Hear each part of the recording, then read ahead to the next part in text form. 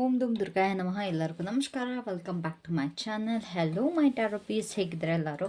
So ನೀವೇನಾರು ನನ್ನ ಚಾನಲ್ಗೆ ಹೊಸಬ್ರಾಗಿದ್ದರೆ ವೆಲ್ಕಮ್ ಟು ಅವರ್ ಚಾನಲ್, ಓಕೆನಾ. ಸೊ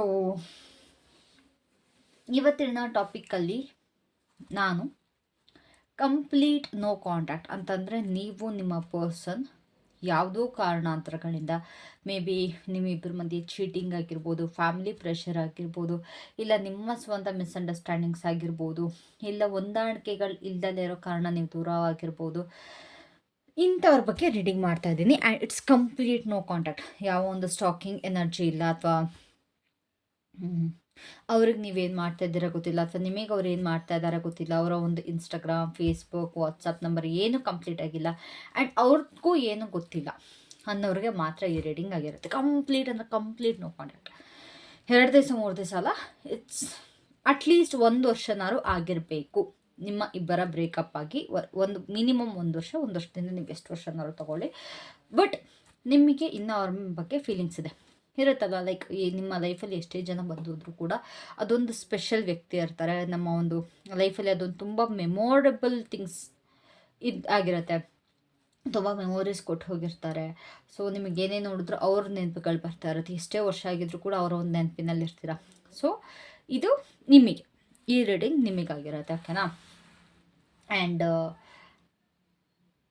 ಲೆಟ್ಸ್ ಸಿ ಅವ್ರು ಏನು ಮಾಡ್ತಾ ಇದ್ದಾರೆ, ಅವರ ಲೈಫಲ್ಲಿ ಏನು ಮಾಡ್ತಾ ಇದ್ದಾರೆ, ಹೇಗೆ ನಡೀತಾ ಇದೆ ಅವ್ರ ಜೀವನ, ಅವ್ರು ನಿಮ್ಮ ಬಗ್ಗೆ ಇನ್ನೂ ಯೋಚಿಸ್ತಾ ಇದ್ದಾರಾ, ಇಲ್ಲ ಕಂಪ್ಲೀಟ್ ಮೂವ್ ಆನ್ ಆಗಿದ್ದಾರಾ, ಅವರ ಲೈಫಲ್ಲಿ ಬೇರೆ ಯಾವ್ದಾದ್ರು ವ್ಯಕ್ತಿ ಬಂದಿದ್ದಾರಾ, ಇದು ಏನು ನಿಮಗೆ ಗೊತ್ತಿಲ್ಲ ಅಂತಂದರೆ ದಿಸ್ ಇಸ್ ಫಾರ್ ಯು, ಓಕೆನಾ. ಸೊ ಫಸ್ಟು ನಾನಿಲ್ಲಿ ಏನು ಮಾಡ್ತೀನಿ ಅಂತಂದರೆ, ಫಸ್ಟು ನಾನಿಲ್ಲಿ ನಿಮ್ಮ ಎನರ್ಜಿನ ಪಿಕ್ ಮಾಡ್ತೀನಿ, ಓಕೆನಾ. ಸೊ ನಿಮ್ಮ ಎನರ್ಜಿ ಪಿಕ್ ಮಾಡಿದಾಗ ಹೌದು ಇದು ನನ್ನ ಎನರ್ಜಿ ಅಂತ ಅಂದರೆ ಮಾತ್ರ ಇದನ್ನು ನೀವು ವಿಡಿಯೋ ನೋಡೋದಕ್ಕೆ ಕಂಟಿನ್ಯೂ ಮಾಡಿ, ರೆಸೊನೇಟ್ ಆದರೆ ಮಾತ್ರ.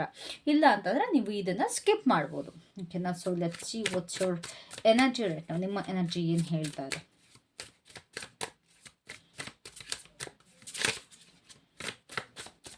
So what's your energy.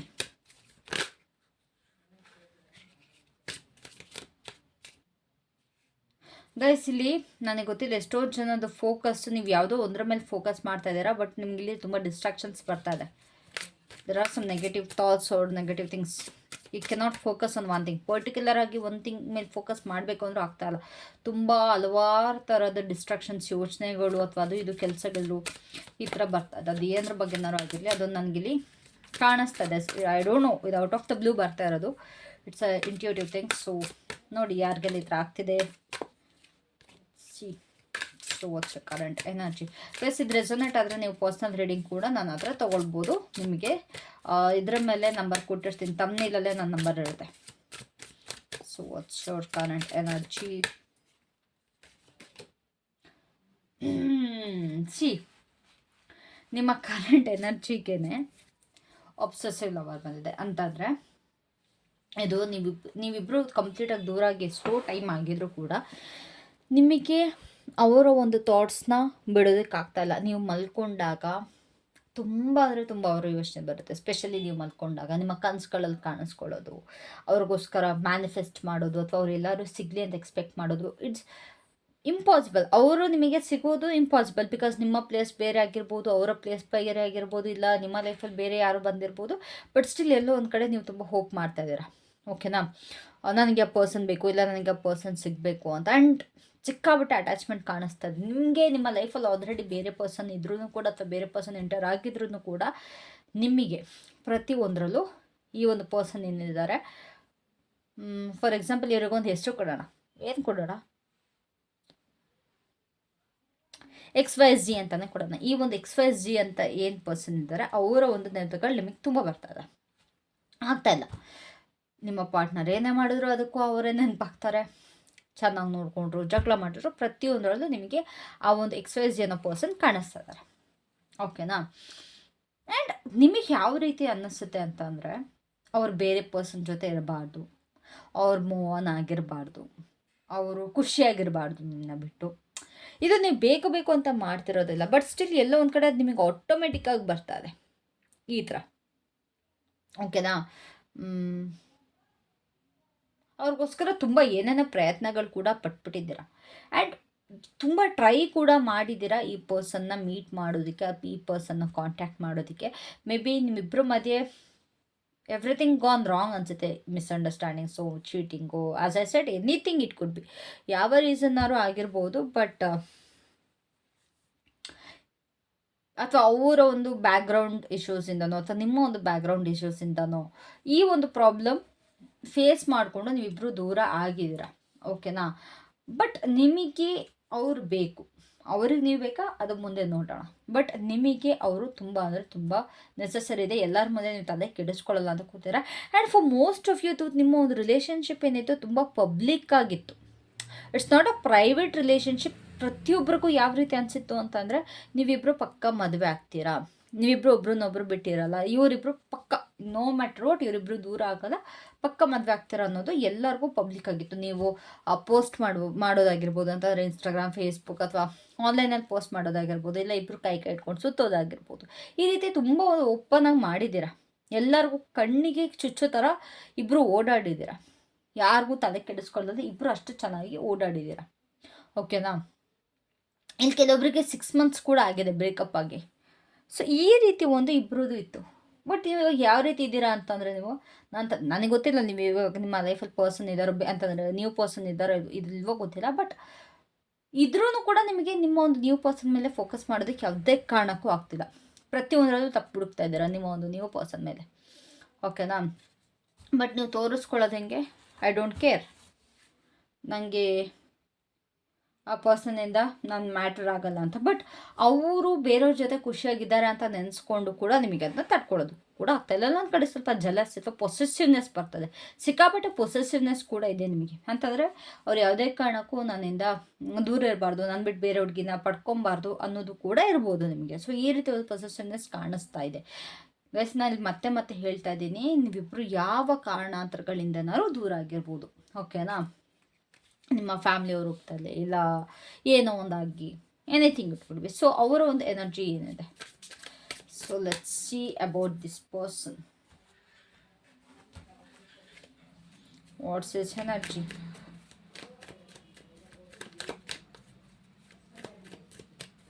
So what's his energy or her energy? What's his or her energy? Our own energy ಏನಿದೆ currently.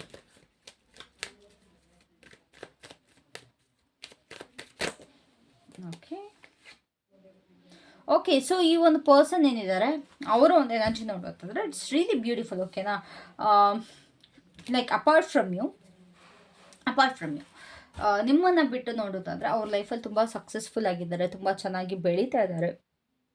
They are focusing on multiple things ಅಂತಂದರೆ ಸಿಕ್ಕಾಪಟ್ಟೆ ಕರಿಯರ್ ಓರಿಯೆಂಟೆಡ್ ಆಗಿದ್ದಾರೆ. And ಅವ್ರ ಎಲ್ಲ ಆಸೆಗಳನ್ನು ಫುಲ್ಫಿಲ್ ಮಾಡ್ತಿದ್ದಾರೆ.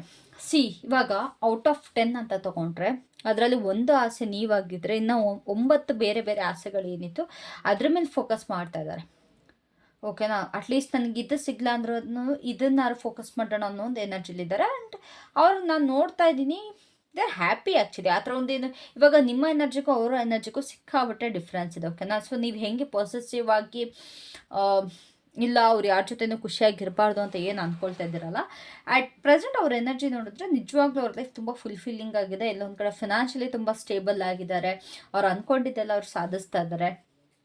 And he is just focused on his career. ಅವರು ಆ ವ್ಯಕ್ತಿ ಏನಿದ್ದಾರೆ, ಈ ಒಂದು ಎಕ್ಸ್ಪೈಸಿ ಅನ್ನೋದು ಏನಿದ್ದಾರೆ, ತುಂಬ ಕರಿಯರ್ ಮೇಲೆ ಫೋಕಸ್ ಮಾಡ್ತಿದ್ದಾರೆ, ತುಂಬ ಫಿನಾನ್ಸ್ ಮೇಲೆ ಫೋಕಸ್ ಮಾಡ್ತಿದ್ದಾರೆ. ಆ್ಯಂಡ್ ಅವರು ಒಂದು ಫೋಕಸ್ ಪರ್ಫೆಕ್ಟ್ ಆಗಿದೆ. ನಿಮ್ಮ ಥರ ಲೈಕ್ ನೀವು ಏನು ಫೋಕಸ್ ಮಾಡಬೇಕು ಅದರಿಂದ ಡಿಸ್ಟ್ರಾಕ್ಟ್ ಆಗ್ತಾ ಇದ್ದೀರಲ್ಲ. ಬಟ್ ಈ ಒಂದು ಪರ್ಸನ್ ಏನಿದ್ದಾರೆ ತುಂಬ ನೀಟಾಗಿ ಫೋಕಸ್ ಮಾಡ್ತಿದ್ದಾರೆ ಅವ್ರಿಗೆ ಏನು ಬೇಕೋ ಅದ್ರ ಮೇಲೆ, ಓಕೆನಾ. ಎಸ್, ಇವರು ಕೂಡ ನಿಮ್ಮನ್ನು ಸ್ಯಾಕ್ರಿಫೈಸಸ್ ಮಾಡಿದ್ದಾರೆ. ಎಲ್ಲ ಸ್ಯಾಕ್ರಿಫೈಸ್ ಮಾಡಿದ್ರು ಕೂಡ ಅದು ನನ್ನ ಖುಷಿಗೆ, ನನ್ನ ಸ್ಯಾಕ್ರಿಫೈಸ್ ಏನಿದೆ ನನ್ನ ಖುಷಿಗೆ ಅಡ್ಡ ಬರಬಾರ್ದು ಅಂತ ಹೇಳ್ಬಿಟ್ಟು ಇವರ ಒಂದು ಯೋಚನೆಗಳಿದೆ, ಓಕೆನಾ. ನಾನು ಎಲ್ಲೇ ಇದ್ರೂ ಕೂಡ ನಾನು ಸಕ್ಸಸ್ಫುಲ್ ಆಗಿರಬೇಕು.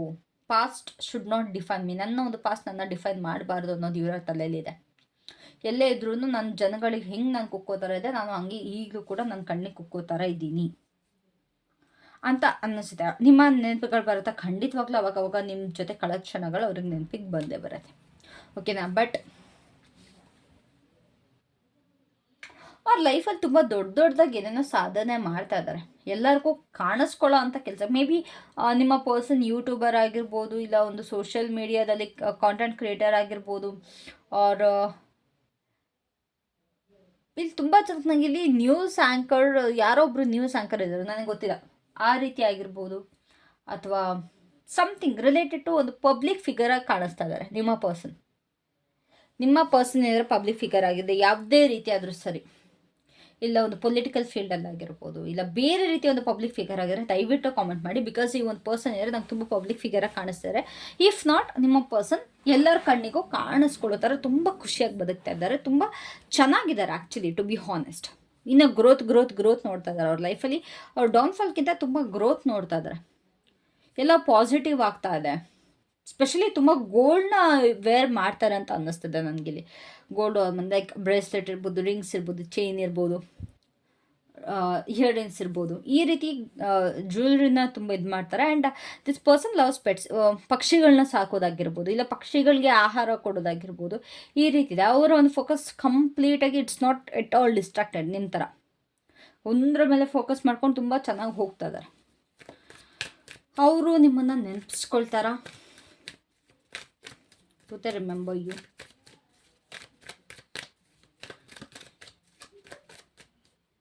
ಸಿಕ್ಕಾಬಿಟ್ಟೆ ಗ್ರೋಯಿಂಗ್ ಆಗ್ತದೆ ಇವ್ರ ಲೈಫಲ್ಲಿ. ಲೈಕ್ ಇನ್ನೂ ಸ್ವಲ್ಪ ಇವ್ರಿಗೆ ಹೆಂಗೆ ಅಂತಂದರೆ ಗ್ರೋತ್ ಇಸ್ ಅನ್ಲಿಮಿಟೆಡ್ ಅಂತ ಇವ್ರಿಗೆ ಅನಿಸುತ್ತೆ. ನನಗೆ ಯಾವ ಒಂದು ಕೂಡ ಒಂದು ಲಿಮಿಟ್ ಇಲ್ಲ ಅನ್ನೋ ಥರ ಈ ಒಂದು ಪರ್ಸನ್ ಇದ್ದಾರೆ. ನಾನು ಒಂಥರ ಪಕ್ಷಿ ಥರ, ನಾನು ಎಷ್ಟು ಬೇಕಾದ್ರೂ ನಾನು ಹಾರಾಡ್ಬೋದು ಅಂತ. ಖಂಡಿತವಾಗ್ಲೂ ಇವರು ನಿಮ್ಮ ಬಗ್ಗೆ ನೆನೆಸ್ಕೊಳ್ತಾರೆ. And it's really hard for them. Like ನಿಮ್ಮ ಒಂದು ಮೆಮೊರೀಸ್ ಏನಿದೆ ಅದು ತುಂಬ ಇವ್ರ ಮೈಂಡಲ್ಲಂತೂ ಸಿಕ್ಕಾಬಟ್ಟೆ ಇದೆ, ಬಟ್ ಅದನ್ನು ಅಡ್ಡಿಯಾಗಕ್ಕೆ ಬಿಡ್ತಾ ಇಲ್ಲ. ಅದ್ರ ಜೊತೆನೇ ನಿಮ್ಮ ಒಂದು ಮೆಮೊರೀಸ್ ಜೊತೆನೇ ಇವರು ಸಾಗಿಸ್ಕೊಂಡು ಹೋಗ್ತಾರೆ. ಕೆಲವೊಂದು ಸತಿ ಬೇಜಾರಾಗುತ್ತೆ, ಎಷ್ಟೇ ಇದ್ರೂ ಕೂಡ ನನಗೆ ನನ್ನ ಪರ್ಸನ್ ಇಲ್ವಲ್ಲ ಅಂತ ಬೇಜಾರು ಮಾಡ್ಕೊಳ್ತಾರೆ. ಬಟ್ ಅದನ್ನು ತುಂಬ ಗಿಲ್ಟಾಗಿ ಅಥವಾ ತುಂಬ ಒಂದು ನೋವಲ್ಲಿ ಇವ್ರು ತೊಗೊಳ್ಳಲ್ಲ. ಓಕೆನಾ? They remember you, they want you, but they don't need you. Actually need ಅನ್ನೋದು ನನಗಿಲ್ಲಿ ಕಾಣಿಸ್ತಾ ಇಲ್ಲ. ಬೇಕು ಅನ್ನೋದಿದೆ, ಬಟ್ ಅವಶ್ಯಕತೆ ಇದೆ ಅನ್ನೋದು ನನಗಿಲ್ಲಿ ಕಾಣಿಸ್ತಾ ಇಲ್ಲ. ಓಕೆನಾ? ಇಟ್ಸ್ ಲೈಕ್ ನೀವು ಒಂಥರ ಅನ್ರೀಚಬಲ್ ಥರ, ನೀವು ಅವರು ಒಂಥರ ಆಕಾಶ ಭೂಮಿ ಇದ್ದಂಗೆ. ಸೊ ಆಕಾಶ ಇಲ್ಲದೆ ಭೂಮಿ ಇರಲ್ಲ, ಭೂಮಿ ಇಲ್ಲದೆ ಆಕಾಶ ಇರಲ್ಲ, ಬಟ್ ಯಾವತ್ತೂ ಆಕಾಶ ಭೂಮಿ ಒಂದಾಗಲ್ಲ ಅನ್ನೋದು ಅವರ ಒಂದು ಮೈಂಡ್ ಸೆಟ್ಟಲ್ಲಿದೆ. ವಾವ್, ಎಷ್ಟು ಚೆನ್ನಾಗಿ ಹೇಳ್ತಾ ಇದ್ದಾರಲ್ವ, ಆಕಾಶ ಭೂಮಿ ಅಂತ. ಯಾವುದೋ ಮೂವಿ ಡೈಲಾಗ್ ಅನ್ಸುತ್ತೆ ಗೈಸಿದು, ನನಗೆ ಗೊತ್ತಿಲ್ಲ. ಬಟ್ ಸಡನ್ನಾಗಿ ನನಗೆ ಅವರ ಒಂದು ಮಾತು ನನಗೆ ಇಲ್ಲಿ ಕೇಳಿಸ್ತದೆ, ನಾವಿಬ್ಬರು ಆಕಾಶ ಭೂಮಿ ಇದ್ದಂಗೆ. ಐ ಡೋಂಟ್ ನೋ ಅವ್ರು ಏನು ಹೇಳೋದಕ್ಕೆ ಪ್ರಯತ್ನ ಪಡ್ತಾ ಇರುತ್ತೆ, ಅವರ ತಲೆಯಲ್ಲಿ ಏನಿದೆ ಅಂತ. ಬಟ್ ನಂಗೆ ಯಾವ ರೀತಿ ಅನ್ನಿಸ್ತಿದೆ ಅಂತಂದರೆ, ಈ ಒಂದು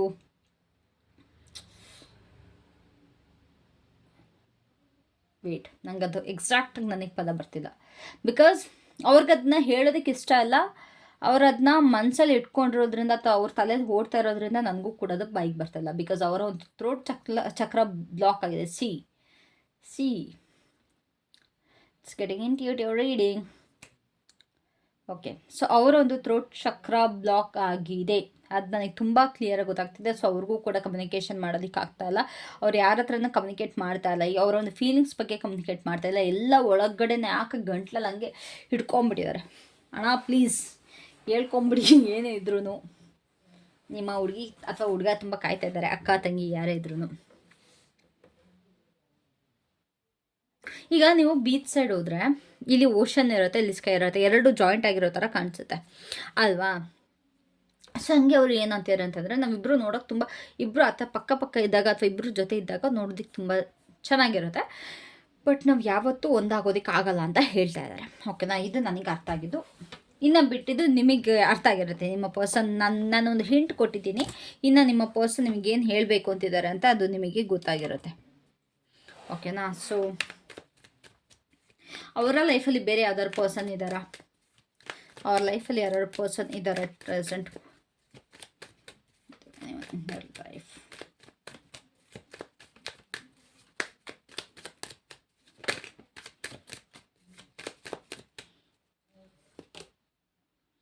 at present it's a no. ಇಲ್ಲಿ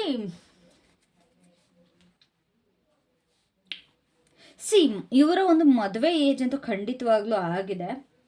ಇಫ್ ನಾಟ್ ರೆಸನೇಟ್ ಆಗಲ್ಲ ಅಂತಂದರೆ ನನಗೆ ಗೊತ್ತಿಲ್ಲ. ಬಟ್ ಇಲ್ಲಿ ತುಂಬ ಚೆನ್ನಾಗಿ ಮದುವೆ ಏಜ್ ಆಗಿದೆ. ಹುಡುಗಿ ಕೂಡ ಅಥವಾ ಹುಡುಗ ಕೂಡ ನೋಡ್ತಿರೋ ಥರ ಅನ್ನಿಸ್ತಾ ಇದೆ. ಬಟ್ ಅಟ್ ಪ್ರೆಸೆಂಟ್ ನೋಡೋದಾದರೆ ಇಲ್ಲಿ ಇವರ ಲೈಫಲ್ಲಿ ಯಾವ ಒಂದು ಹುಡುಗಿ ಕೂಡ ಅಥವಾ ಹುಡುಗ ಕೂಡ ಇಲ್ಲ. ಇವರು ಸಿಂಗಲ್ ಆಗಿ ಇದ್ದಾರೆ. ಸ್ಟಕ್ನೆಸ್ ಇದೆ, ಇವರ ಒಂದು ಲವ್ ಲೈಫಲ್ಲಿ ಸ್ಟಕ್ನೆಸ್ ಇದೆ. ಇವಾಗ ಅಟ್ ಪ್ರೆಸೆಂಟ್ ನಾನು ಯಾರನ್ನೂ ನಾನು ಒಳಗಡೆ ಬಿಟ್ಕೊಳ್ಳಲ್ಲ, ನಾನು ಯಾವುದೋ ಒಂದ್ರ ಮೇಲೆ ಫೋಕಸ್ ಮಾಡ್ತಾ ಇದ್ದೀನಿ, ನಾನು ಅದ್ರ ಮೇಲೆ ಮಾತ್ರ ಫೋಕಸ್ ಮಾಡ್ತೀನಿ ಅಂತ ಕಂಪ್ಲೀಟ್ ಅವರ ಫೋಕಸ್, ಅವರ ಒಂದು ಏನಿದೆ ಅದರ ಮೇಲಿದೆ. Right now there is no woman, there is no men in their life. ಓಕೆನಾ? ಸೊ ಲವ್ ಲೈಫ್ ಅಂತೂ ಕಂಪ್ಲೀಟಾಗಿ ಬ್ಯಾಲೆನ್ಸ್ಡ್ ಆಗಿದೆ. ಆ್ಯಂಡ್ ಇವರು ಮದುವೆ ಆದರೂ ಕೂಡ ಕಂಪ್ಲೀಟ್ ಅರೇಂಜ್ಡ್ ಮ್ಯಾರೇಜ್ ಆಗಿರುತ್ತೆ.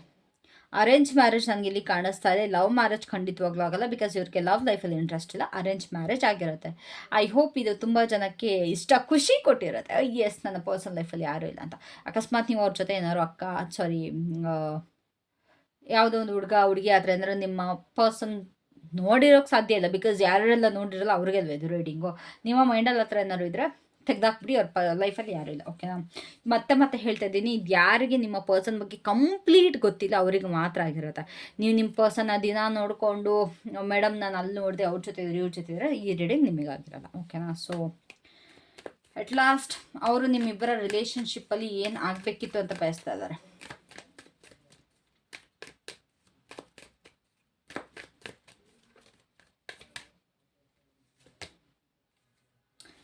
ಅವರು ನಿಮ್ಮ ಇಬ್ಬರ ರಿಲೇಷನ್ಶಿಪ್ಪಲ್ಲಿ ಏನು ಆಗಬೇಕಿತ್ತು ಅಂತ ಬಯಸ್ತಿದ್ದಾರೆ ಅಂತ ಅಂದರೆ, ನೀವು ಸ್ಟಾರ್ಟಿಂಗಿಂದನೇ ಚಿಕ್ಕ ಪುಟ್ಟ ಡೀಟೇಲ್ಸ್ ಬಗ್ಗೆ ತುಂಬ ತಲೆ ಕೆಡಿಸ್ಕೊಳ್ಬೇಕಿತ್ತು. ಎಲ್ಲೋ ಒಂದು ಕಡೆ ನೆಗ್ಲೆಕ್ಟ್ ಮಾಡಿದ್ವಿ ಅಂತ ಅವ್ರಿಗೆ ಅನ್ನಿಸ್ತದೆ. Small details. ಓಕೆನಾ?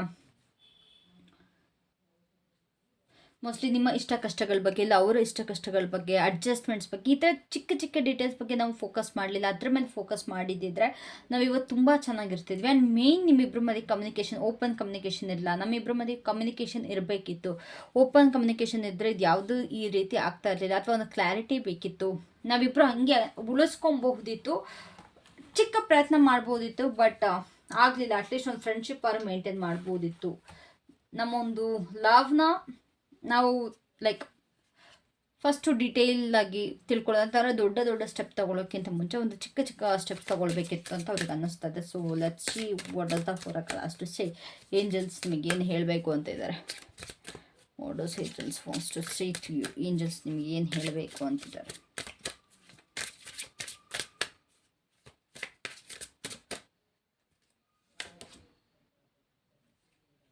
The 7 pillars of wisdom. This card reminds you that you live in an ordered universe where there is a consequence of all your thoughts, words, and action. You are guided to claim the power to enhance your life by changing your beliefs, understandings, and patterns. Watch your thoughts and concentrate on wholesome ones to create the life you want. Change your life by following the spiritual laws. Okay. So, ಈ ಒಂದು guidance ನಿಮಗೆ ಇಲ್ಲಿ ಏನಕ್ಕೆ ಬರ್ತಿದೆ ಅಂತ ನನಗೆ ಅನ್ನಿಸ್ತಾ ಇದೆ ಅಂತಂದರೆ, ಪರ್ಟಿಕ್ಯುಲರ್ ಆಗಿ ನೀವು ಸಿಕ್ಕಾಬಟ್ಟೆ ಪೊಸೆಸಿವ್ ಆಗಿದ್ದೀರಾ, ಅಥವಾ ನಿಮ್ಮ ಪರ್ಸನ್ ಬೇರೆ ಯಾರ ಜೊತೆನೇ ಇರಬಾರ್ದು, ನಿಮಗೆ ಸಿಗಬೇಕು ಅನ್ನೋ ಒಂದು ಥಾಟಲ್ಲಿ ಇದ್ದೀರಲ್ವಾ, ಅಂಥವ್ರು ಸ್ವಲ್ಪ ಪೊಸೆಸಿವ್ ಆಗಿ ಥಿಂಕ್ ಮಾಡ್ತಾ ಇದ್ದೀರಾ. ನಾನು ಅದನ್ನ ತಪ್ಪು ಅಂತ ಹೇಳಲ್ಲ, ಬಟ್ ಇಲ್ಲಿ ನಿಮಗೆ ಏಂಜಲ್ಸ್ ಏನು ಹೇಳ್ತಿದ್ದಾರೆ ಅಂತಂದರೆ, ಆ ಪ್ಯಾಟರ್ನ್ನ ಚೇಂಜ್ ಮಾಡಿ, ನಿಮ್ಮ ಒಂದು ಲೈಫ್ನ ಚೇಂಜ್ ಮಾಡಬೇಕಾಗಿದೆ ಅಂತ ಹೇಳ್ತಾ ಇದ್ದಾರೆ. ನಿಮ್ಮ ಒಂದು ಯೋಚನೆಗಳಿಂದ ಅದನ್ನ ಚೇಂಜ್ ಮಾಡಬೇಕಾಗುತ್ತೆ. ಬಿಕಾಸ್ ನೀವು ಎಷ್ಟು ಪೊಸೆಸಿವ್ ಆಗಿ ಅವರಿಗೋಸ್ಕರ ಥಿಂಕ್ ಮಾಡ್ತೀರಾ, ಅಷ್ಟೇ ನೆಗೆಟಿವ್ ನಿಮ್ಮ ಲೈಫಲ್ಲಿ ಆಗ್ತಾ ಹೋಗುತ್ತೆ. ಅವರ ಬಗ್ಗೆ ನೀವು ಏನು ವರ್ಡ್ಸ್ಗಳು ಅಥವಾ ಏನು ಆ್ಯಕ್ಷನ್ ತಗೊಳ್ತೀರಾ, ಅದು ನಿಮ್ಮ ಲೈಫಲ್ಲಿ ಸ್ವಲ್ಪ ನೆಗೆಟಿವ್ ಆಗಿ ಇಂಪ್ಯಾಕ್ಟ್ ಆಗ್ತಿದ್ದಾರೆ. ಸೊ ನಿಮ್ಮ ಒಂದು ಪವರ್ ಏನಿದೆ ಇವಾಗ ಥ್ರೂ ಮ್ಯಾನಿಫೆಸ್ಟೇಷನ್ ಆಗಿರ್ಬೋದು, ಎಲ್ಲೊಂದು ಕಡೆ ನಿಮ್ಮ ಒಂದು ಮ್ಯಾನಿಫೆಸ್ಟೇಷನ್ ರಾಂಗ್ ಆಗಿ ಹೋಗ್ತಾ ಇರ್ಬೋದು. This is not for everyone, but for some people.